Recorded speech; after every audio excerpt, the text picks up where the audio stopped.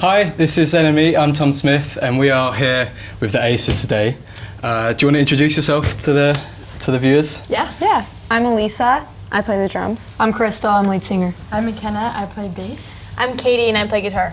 And so they're here to play some shows. They're playing in London this evening. We're here by your questions. You've sent in loads of questions, all your fans have sent in, so we're going to go through them.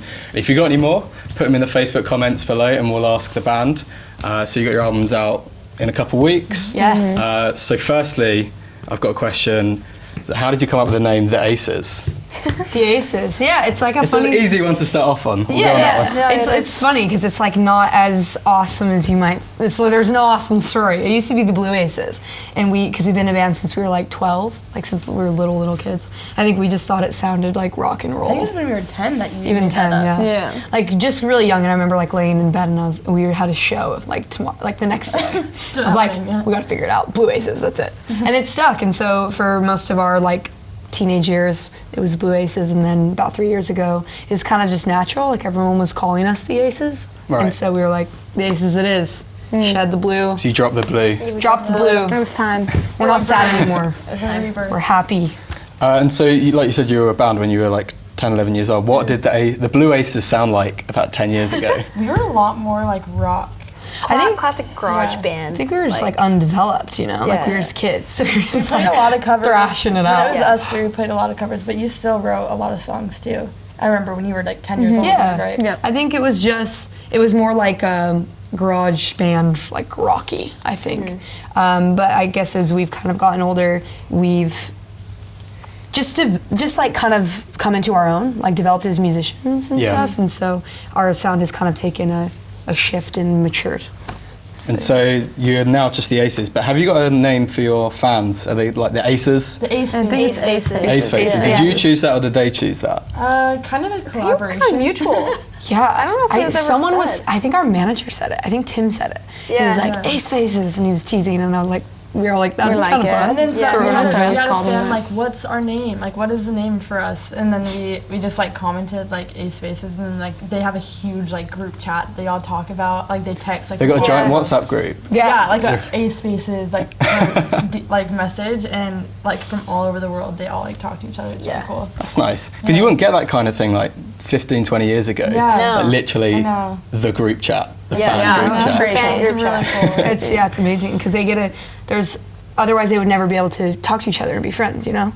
So there's kids from like the Philippines, there's kids from London, from the States, and they're all just like chatting away. So cool. And so, you're here in the UK to play some shows. What would you say is your favourite thing about the UK? Apart from playing like your gigs, what do you enjoy We about love life? London. Like every time we come here, we're just like, the it's our energy favorite. and The energy is the so great. history is like amazing. The architecture. I love the architecture. There's just like a look about the city here that you just can't find in the U.S. It's just so new and exciting. And the fashion too. I'm just so inspired every time I come here because I would just watch people walk down the street. I'm like, damn, I gotta look.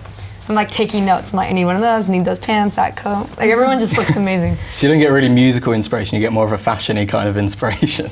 I guess, but it kind of bleeds into everything because there's that energy. I mean, Beatles is one of my all-time favorite bands. And so you can definitely feel that energy here, you know? Like that kind of music. It's a little grittier here. I love It is, yeah. It's just like there's like a realness here that's real cool. Grittier than we're from Utah. Yeah, for sure. like everywhere's grittier than Do you know Utah. where Utah is? Do you know anything about Utah? I know where Utah is, but I've never been, so I don't know. It's very different than London. It's real tame. inside. Yeah, I know. It's just totally very polar opposite to safe. Utah, honestly. It's not like a big city. It's just like a little mountain town that we grew up in. But it's really clean and beautiful, and the people are nice. And now you've come to London where it's dirty. Everyone's It's nice. actually People- pretty clean here, I feel But it's like. I cool, like that about London. I feel like it's pretty Like clean. the subways. Compared to like cities and like stuff. True, it's yeah. Like well New York kept. City. Yeah. It's so dirty, Ugh, it's gnarly. And so I've got a question from Lily, whose question, she said, who are your favourite underrated artists that deserve more recognition? Ooh, that's a great question. Sky Ferreira is mine. I love I Sky. think a she's good so underrated. That record, her first record, is so good, and I feel like nobody listened to it, which is such a shame. It's whenever we get asked these questions, I swear, like I would know it, and then you ask, it's like, I know, I gotta think. We've been listening to Rostam a lot. Yeah, he's fairly new. Yeah. So it's hard to say he's like But underrated. he's from Vampire Weekend. Yeah, that's true. Yeah, he's a guitarist of Vampire Rostam. He's great. That album, was it last year that came out? Weekend. Yeah, Yeah, I it think was- so. Yeah, like maybe 6 months ago or something. I don't know. I love a band called Big Thief. They're from the States, but they're like really cool, like indie rock, and they're I think they're underrated. And so, you, like you said, you've been a band for about 10 years now. Does being longtime friends and siblings, in some of your cases, make it easier or harder when it comes to dealing with conflict or disagreements within the band? That's an interesting question, because we've been asked this actually a few times recently. I think it makes it easier because we know each other so well, and we don't really have like gnarly conflict or disagreements because I think we're all quite on the same page as far as like what we do. So I think because we have those relationships, it's very easy to just talk each other through stuff or just like level and be like, okay, and be honest about why we feel certain ways. So I think we're all quite good at that. So nothing really explodes because you know how to navigate through each Well, I other's mean, like, we're like personalities. sisters, so like sisters argue, but we always get through it. You know what I mean? Like, Yeah. But we but call it's stuff nothing- out. Yeah, I think we don't let anything fester. We're Yeah. kind of like, why are you annoyed? Come on. Yeah. Just let it all Talk out. about Let's it. talk about Talk it. about Or, it and figure it you know out, what I yeah. mean? Or why do you disagree or whatever. And so we've got another question. What would you guys be doing if you weren't in a band? Oh my gosh. That's Is a that- good one. I imagine you can't imagine a life that isn't making music considering how long it's been going on now. Absolutely. Should we go in a line? Yeah. Probably Yeah, let's go. like, Let's work our way down. What would you say, I'd Elise? probably be like in school, like, I don't know, hopefully making like music videos or like directing stuff. I like doing that, so. What would I be? I'd probably be in music somehow, but that's not the point of the question. Come on, It's to guys. be Get out- outside get of outside the music. box. You would honestly you'd be like a videographer, like photographer. Yeah, I would do something in the arts or like something totally different. Like I kind of would want to be in like criminal law, like because I'm very fascinated. Which is I just am like so Right. fascinated, which is like maybe this is like weird and dark, but I'm very fascinated by that. Like the kind of like. Chris I don't has know, been the listening darkness to of this that. like murder podcast constantly, and then we'll be going to bed in our hotel rooms on tour, and she'll call me and be like, "I'm scared." I'm afraid I can't won't. sleep. That's the thing is I'm too Stop listening to sensitive. them. I'm too sensitive for that. Wait, Like, You can't get I scared by dream. it. I'm like, oh, being criminal law. I'm like, no, I'd be a mess all the time. I'd be so afraid. Terrified. Yeah. I went to college and studied health science, so I'd probably do something in like medicine or public health, like humanitarian stuff. I think Okay. OBGYN. I grew up playing sports. I think I would love to do that, but I mean that ends eventually. I think if I was in school, I always wanted to go into psychology actually, Okay. and then go into like a music therapy program and work with like kids in hospitals, which I still kind of want to do actually. But I think that would be awesome. Yeah. So I actually got a question yesterday that was, what are your favourite podcasts that you're listening to? We all listen to Everyone on Yeah. Twitter is I know gonna what probably you be mean. so shady and be like, give us your list, because I keep telling everyone on Twitter, like I tweeted, I was like, what are you guys listening to podcast wise? And they're like, they tell me, and they're like, give us your list, and I just have gone silent. I've like not done it yet. So we're doing it now, guys. Yeah. Do you want to go down the lane? Yeah, sure. A podcast I listen to a lot. Oh, it's like I listen to like health podcasts or like meditation podcasts a lot. So I'm like kind of boring with my podcasting. That's Is there anyone I listen to specifically? like stories. Yeah, I really like You the like Joe Ultimate Rogan? Health. The Ultimate Health podcast is a good one. I really like that one. Yeah, it's dope. It's far less grisly than the true crime I imagine that's coming up now. I've been listening to this one called Sword and Scale, which is like all these like accounts of different kind of crimes and murders and stuff, and they go through it, and there's actual like phone calls and different stuff you hear. Yeah. So it's real, like it really paints a picture, and it can get really dark. But I had to take a break because I was getting scared. So I've been listening to. There's one called. You guys keep going. I'm gonna think of it. I can't remember right now. I read books more than I listen to podcasts, but I like Radiolab a lot, and I listen to a few of like the How I Built This ones. Yeah, those are really cool too. Okay. Really good. The one I've been listening to the most right now is probably Song Exploder. I really like that. Sounds cool. Yeah. And then I also really like My Favorite Murderer, which is like two girls who talk about murders, but they make it really funny, and it's like kind of weird. It's Does like that twisted. scare you as much as it scares? No, I think I can. Well, Chris, My Favorite Murder is not very scary though. It's not kind of scary. chill. They make it's it not light. scary. Yeah, They make it it's light. like these two girls, and it's not even always like You shouldn't make heavy murder stories. Like sometimes it can be really interesting things, like illnesses or like that killed masses of people, like interesting things. Yeah. Yeah. Okay. The one I remember is called Terrible Thanks for Asking, which yeah, that is one's really it's good. kind of about just like human stories and like people who've gone through like heavy like trials and how they've like the humanity in it and like how they've like healed through it. So it's really cool. I feel like that's one that kind of brings you back down to the level of like we're all just people, just trying our best. So that one's cool. So I got a question from Alexa that said, do you have any advice for people who want to start their own bands? So what would be the essential advice you'd give to... we always say just do it. We're like a Nike ad that way. Just do it. Just do it. Yeah, I think it's just taking the action like in any way you can. I remember hearing a quote like forever ago that I think we started applying like in our band when we were young, which is like do something for the band every day, even if that's just like one phone call. You just have to start taking action, and it grows. It just starts getting bigger. You can always find the excuse not to do it, or the reason why it's too hard or you're too busy. But I think you just gotta do it. Whatever that is. And if you're starting a band, I think too is like just make sure. Do it with people you love being with too. I think we are really lucky. We started at such a young age. I don't think we were thinking that deep about it, but like we were all just naturally friends. So I think it's always good to go in with just people that you love to be with, because you're gonna have to be together a lot if you're gonna work together. And I think like every little thing counts. Like it's easy to look at it and be like, why am I not doing this? Or like something so much bigger. But like even like the tiny shows and you're playing to like 5 to 10 people, like those matter, and like you have to do those kind of things to like build. You never know who's in that 5-person crowd. It could be someone that could. We always really say that. Make a Like, difference. even so, like, sometimes a lot of shows that's like a lot smaller. Like when we're trying to we're like, we never know who's in there. You can't play to 5 people if you don't have a band, though. You got to start the band, though. So it goes back to just do it, Yeah. Just make your band. Just do it. Make the band. What made you want to just do it? What was there an album or a song or something that really made you think, I'm going to give this a go? It was quite natural. Like we all really, we came together very naturally, all 4 of us, and we just really love music. But I think Paramore is a band that really inspired us, like watching those, like the Crush Crush Crush music video and the Misery Business music video. Just seeing like young kids that were in a band, and we just tried to mimic them a lot, I think, and loved them and have always loved them. So that was definitely a band that I think influenced us a lot. And so I got a question from Jamie who says, do you think the scene is healthy for all female bands right now? I think there's a calling for it. Like there's a big like need for it because there's not a lot of us. Healthy. It's an interesting. It's very interesting. Healthy. Yeah. I think it's getting better. It's getting better. Yeah. It's definitely the healthiest it's ever been. I think. But there still is this hesitancy to like look at girls as they can play, if that makes sense. So we get asked all the time, like, oh, do you all sing? And we're like, no, we're a band. Like, it's just you guys in the band. There's no other guys like on instruments. We're like, it's just us. Like, they see us with our manager and with our tour manager. They'll be like, oh, they're in the band, and like they play for you. And like, no, we're the band.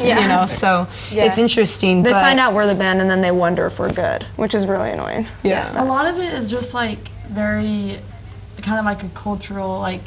And they're not trying to be mean too. Like it's just something that we need to change. And with more time, it'll get better. And Absolutely. I think it depends on where you are too. There's also a lot of people that are really stoked about it and really inviting and just like don't make you feel Some any people different. Like, don't even question. I mean, I think at the end of the day, after the show's over, it all changes anyway. So it's one show at a time. We're changing the world. So have you felt like you've been sort of misjudged? Yes. Or like doubted from the outset that people have just been like, well, they can't do But that. it's getting better because I think there is, with all like the social movements going on right now for, like liberating women and giving women a voice and a platform, and it's definitely changing, And I think people are craving that, and also they understand like they can't, can I swear? They can't be shitty anymore. So they're not going to get away with it anymore. So people are actively making that effort to be like, oh yeah, like, why do I think that? And it's because we're coming out of that now, the kind of oppression. Yeah. And so you obviously tour a lot. Is there a band who you would absolutely love to tour with? Like any current? Paramore. They're like our number one. There's a few, Paramore's a huge one. I think we would love to go on tour with 1975. Troye Sivan would be cool. Yeah, like Troye Sivan. We love Troy. So there's so many. Yeah. We're putting the call out, so hopefully. Like, hey guys, listen, take us on tour. And so you're all from Utah. What would you say is the biggest misconception about Utah that people from outside Utah that won't know everyone about? has like 5 wives and I don't know. It's very religious there, so there's like a lot of funny ideas about certain things, which like some of them are true, but like I don't think people realize how beautiful Utah is, and like there's so much to do, and it's actually like Salt Lake City is actually a really cool city. There's like really good food, and a lot of people like aren't super religious, so it's a cool like diverse. It's way more like eclectic than people think, because it's always like, oh, 5 wives, or are you Mormon, or it's interesting to get those questions because it's so different when you go there. And There's lots of kind of people who just live there because they want to like hike and ski and like just love being outdoors. And so, if there was a movie about the band, the Aces, who would you want to play you? This question's fun. I love We've And got why? this a couple Who do you times. say? I always forget her name. I always say she's a French actress, Sophia Boutella. I always am like, She's the girl. Do it. So, people are telling me I look like Haley Steinfeld, so I'm like, Haley, you want to play me? I agree. I love Blake Lively to play me. Is she? She's an actress. You guys seem to have practiced this one. We get asked it. We get asked it. Well, these are ones that people say we like look like or act like too, right? Are you doing the Star Wars girl? Yeah, well, the girls guys, we really have the new Star Wars. Daisy Ridley. I get told that I look like her. I don't know if you guys see it, but I've been told that like all the times. Say the line. So I usually say her. I always forget her name. What was it again? Daisy Ridley. Yeah, Daisy Ridley. her. Yeah. Wait, what one did you say, Ken? I said Blake Yeah. Lively. It's like, oh, it's a great one. It's true. love that. Haley is an actress. She started out as an actress and then went into music. Okay. Yeah, I just name a random musician. I'm like, play me. I would say Blake Lively if I could, but Sorry. If I could. she is queen. And so, your album "When My Heart Felt Volcanic" is out in a couple of weeks. Someone has asked, what is your favourite line from the album? Favorite line. Favourite line, yeah. I love that really line from Baby Who. Well, that's the EP though. Isn't it? We We were gonna, sorry, clarify. We were gonna put this We're still jet lagged. We're still jet lagged from America. a line. I think I really love the chorus of Volcanic Love because I think it's very emotional. Those lines, it's like, tell me you feel it now is probably one of my favorite lines because I think it's that moment of kind of being like you feel it too, right? Like I'm not crazy because I feel so intensely about you or about this situation. Yeah. And I think that just feels very human to me to kind of want that validation, you know? So that's one of my favorites. Oh, you're asking me? Okay. Whoever wants to pitch in. I know. I love the lyrics in "Waiting for You." I don't think I can pick just like a line of something because I don't know. This is a whole story. I like I'd have to think about it. I love the lyrics in "Waiting for You." Waiting for You is like really cool. Like I love how you sing your name in it. I name drop myself. The ice and just swim. Like I love the visualization. Yeah, it's pretty visual. Yeah. Like a lot of the lyrics that you guys wrote in that song. I love a lot of the lyrics in "Put on the Line" too. Like the first verse, they're just so interesting. And they're kind of like calling someone out. It's like it's. I like that one a lot. I like that. Feels kind of hip hop to me. Like it feels like a kind of gritty. Just like kind of calling someone out in a cool way. In a cool way. I think that one's interesting too because like when you say like I thought that you were family, it's like you're not necessarily talking about a relationship. It's just like or it's a relationship and not necessarily like It's a like a romantic. friend. Yeah, It's about a I think friend. that can make it totally about a friend, which is interesting. Or 'cause even like a family relationship, which like I don't think a lot of songs are about that. Yeah. And so, out of all the songs that someone's asked, Marie's asked, out of all the songs currently out from the album, what was the easiest one to write? Now I have to think. I wish we just had the lineup right here. Yeah. Stuck probably came the fastest. There's a ballad called Hurricane that I feel like was quite easy. Songs that are out right now. Oh, songs that are out. Maybe Probably Stuck. Stuck was fast. Stuck was really fast. I think it was written in the matter of like 30 minutes. You know, fully fleshed out. Like obviously it was like a little. It needed to be like tightened up, but the bones of it were there very quickly. It felt like one of those songs that kind of was already written, and you just kind of channeled it through. So Stuck was a really awesome. And there's a new version of that on the album, right? Yes. How different is it from the original for fans who haven't heard it yet? What can they kind of expect from this new version? It's just a bit punchier. It just hits harder. Yeah, That's a good one. It's harder. It's punchier. Have you heard it? Yeah. There you go. Yeah. Punchier is. Just wanted it from you guys. You're like, You never know. I think you just fresh. Yeah, you gotta hear it. I think it is definitely a bit punchier. I think it's a little bit more driving, like rhythmically almost. I think that had to do with Mike It's Crossy. like who raw makes it. and like big. Yeah, You know. raw, big, and punchy. So Melissa's asked if you could get an unlimited supply of any food, what would it be? Unlimited. Wait, say that one more time. A limited supply of any food. Unlimited. Any food.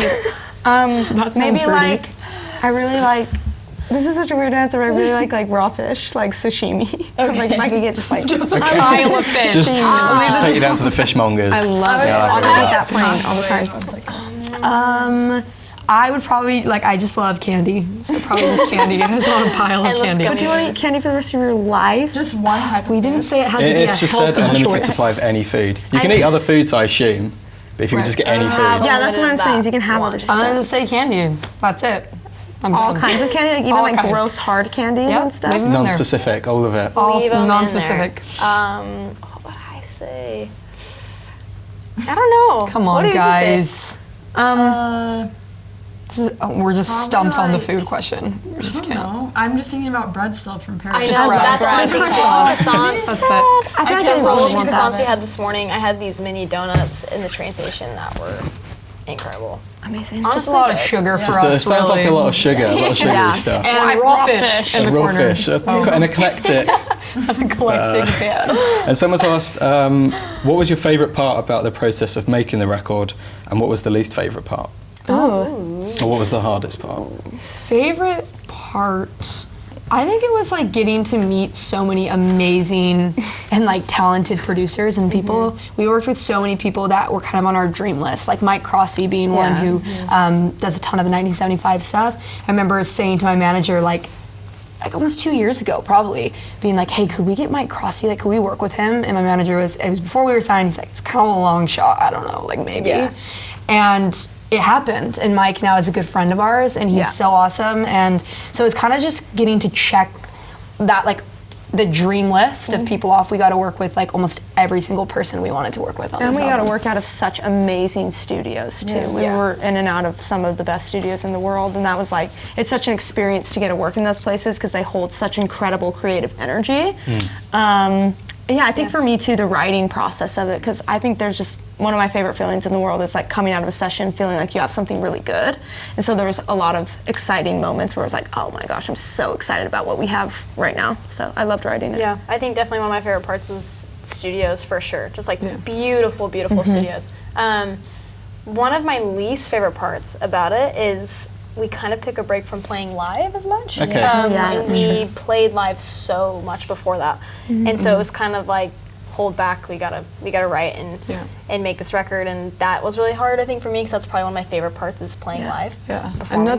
I feel like it's kind of tough too when you make your first record because there's a lot of kinks that you work out.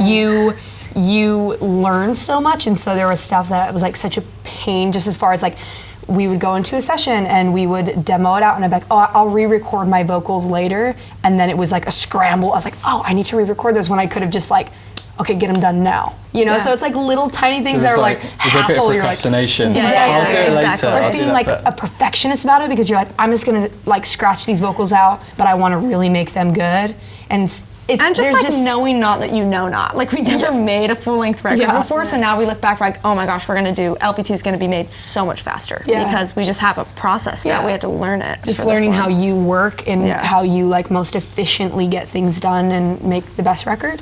So but in the end, it's all kind of just an experience. You have to go through it, figure it out. And so you're already eyeing up making a second record already, because I guess you must have been recording this for so long. You're just ready to do a whole new set of songs to get bored. going. Trash. Bored. No, I mean, as artists, you're the ones that get kind of sick of your stuff quickest, because you're the ones that sit with it for the longest before anybody else hears it. But we're always on to creating more and writing more songs, and whether they see the light of the day or not, we just love creating music. So And I called my A&R last week. I was like, hey, can we do a session when we're in LA this time? And he was like, your record's not even out yet, the first one. And we're like, let's just keep going.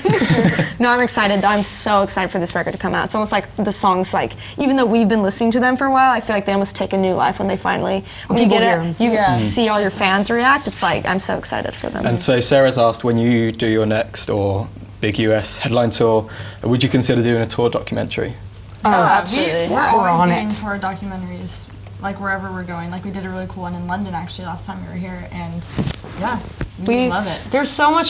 Some of my favorite artists, and I think these guys can agree, are artists who really document their journey from the beginning and have an extensive catalog of footage of kind of their day-to-day and what they go through in the shows and the studios. So I think that's something we all feel really passionate about because we love seeing that with our favorite artists. And so there's definitely going to be tons of content and videos and There's so much more to come. An album, tour doc, everything. tour doc. We're on New it. sessions already. Yes. Putting our feet to the fire, Sarah. We're on it. And so, are you eyeing up a bigger Europe tour later this year to come back again? We'd love Yes. to. Yes. We were actually just talking about it on the, I want to say tube, but is it tube? The Tube. I'm trying to say it right. Tube. We were actually just talking about this and getting really excited about talking, in the fall, hopefully. We'll come back and do a bunch of shows, so. And so the album is out on April 6th. If you just want to each describe the album in one word. For the people that haven't heard it, people looking forward to it, describe it in one word. Okay. We What can would it be? collectively come together and do 4. Just I'm say gonna Yeah, say you get- fresh. Yeah, you get 4. Funky. funky fresh. Is that like your motto? Funky Fresh? Funky fresh. Yes, I think so. Yes. I think it is. Automatic, supersonic. Hypnotic. Okay, so you're saying fresh. We love that. You say funky. Funky. I say rhythmic. It's very I'm rhythmic gonna record. say catchy. It's really catchy. Yeet. Yeet. I go with that. Yeah. If you haven't heard it, if that hasn't sold you on this album, then What nothing else do we will. have to say? Thank you very much for coming in. Yeah, thank you. We're excited for the album, which is out on April 6th. You play in London tonight, and you'll be back sometime soon. So thank you very much, the Aces. Thank you so much. Thanks.